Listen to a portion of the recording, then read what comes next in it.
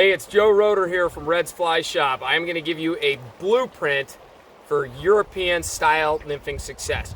Unfortunately, this discipline is super complicated and there's 8,000 videos and blogs and books and DVDs, and while they all have great information, we have to make sure that we have a very simple plan to follow, and that's what I'm going to give you. I will show you the tackle I'm using, but I'm not going to talk a lot about leaders and all that other junk. What I'm going to give you is a routine for each cast as you're learning this to get familiar with how a presentation should be or look. And that mantra, and there is a mantra, you're going to repeat it to yourself, is going to be lift, dip, and lead. And I'll show you what all that means here in just a minute. Tackle I'm using today, I'm using a 10-foot 2-weight Sage ESN. The 2-weight has become my absolute favorite rod because it has light touch, light tip. I can lift my flies right along the bottom. I have not fished a rod that has as much control as this, and I got the Sage Euro style reel, which is cool because now I can just plug that into any Euro rod I have, whether it's a 4-weight, 3-weight, or whatever. Leader wise, I've done other videos. There's one called How to Pimp Out Your Euro Leader. I just start with a Rio, a standard Rio Euro leader, and then I tie in some whiskers, and then I'm running 5X all the way down to an anchor fly, and I've got a triple surgeons that's on a split yoke to another little tungsten beadhead nymph. Flies aren't super important. Make sure you got a good leader. I've got about 4 or 5 feet of tippet because I'm fishing a pretty big piece of water right here. Now, first thing you're going to do, you've got your setup, you're out in the river, you're going to go about this process of getting good at Euro nymphing. First thing is, don't move around a whole lot at first. Your first day out or your first time out, even of your trip, get into a spot that has a pretty consistent flow and a pretty consistent bottom, and just get yourself in a groove. There are tiny nuances to this discipline that make an enormous difference, and your control as the angler makes all the difference in the world. Choosing flies is pretty easy, setting up your leader is pretty easy, but having a good program and having the right touch is difficult. So what I'm going to do is I'm going to show you the routine here, and it's going to be a simple mantra that's going to be lift, dip, and lead, and that's all it is. So I'm going to go ahead and throw my cast 60 degrees upstream, and I'm going to have a routine that is going to be essentially I'm going to lift until I find my tippet. I'm going to dip my tippet back down until I initiate contact with the bottom. Once I see my sighter tick, or I realize that I've contacted the bottom, I'm going to begin to lead the fly with downstream upward tension. Okay? So I'm going to go through it right here. So I'm going to throw my flies upstream, just in the right spot. I'm going to lift until I find my tippet, and then I'm going to dip until I find that I have a contact, and then I'm going to lead my flies downstream, maintaining that contact through the entire drift. So I'm going to go through it again. It's lift, dip, and lead. Sometimes with a little extra line, it'll be strip, lift, dip, lead. But here we go again. Okay, so I'm going to strip in a little bit. I'm going to find my tippet by lifting. I'm going to dip until I find contact with the bottom. Now I found contact, and I'm going to lead my flies along, maintaining just a little bit of contact with the bottom right there. Lift, dip, lead. Here I go again.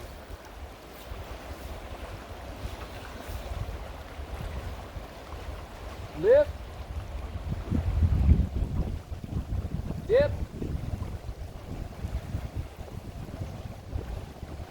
and lead. That was a long cast. The wind was giving me an awful time right there. Let me get in a little bit closer here. Same routine. Lift, dip, lead. So lift, dip, lead. Right there. Nice tight sighter. I'm maintaining that perfect contact with the bottom right there. That was a sweet presentation. Now that I feel like I'm in my groove a little bit, I'm going to go ahead and do it again. Lift. I found my tippet. I'm going to dip back down, find the bottom. I found the bottom, and now I'm just going to lead. Practice that and get consistent. You'll have very consistent results.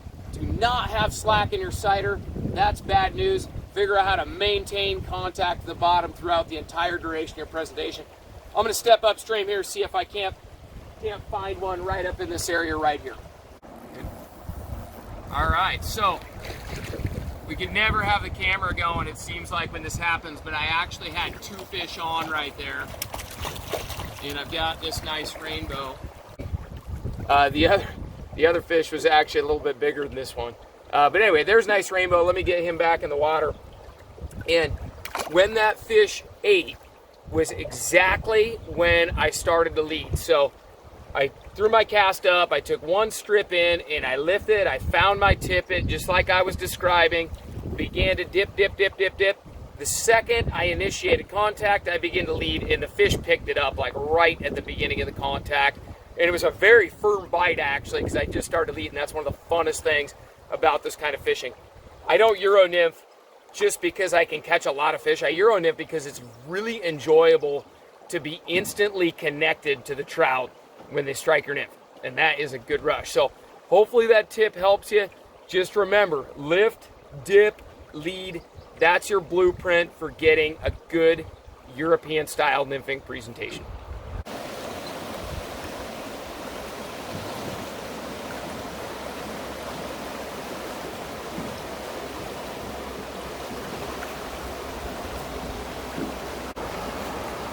So that fish,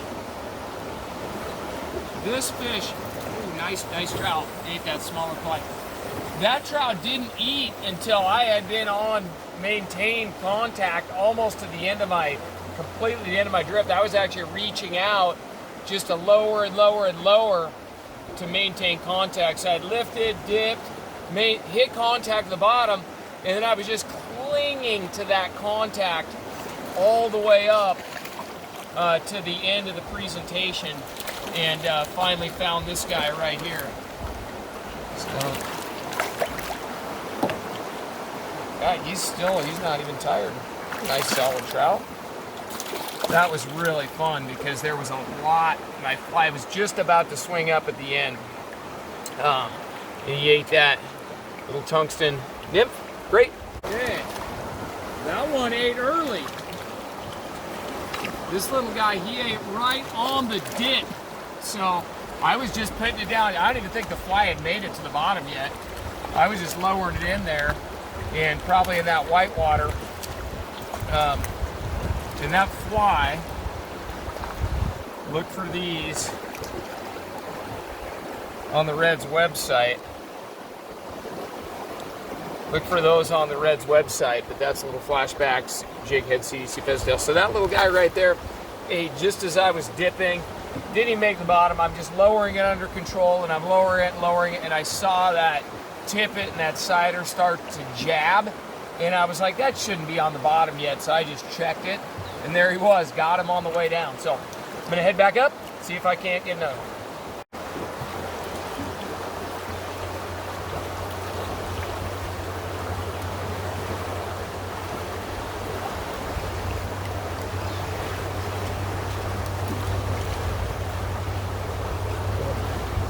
Same thing. Just as I was lowering it in there, following the ledge, found this little guy right there.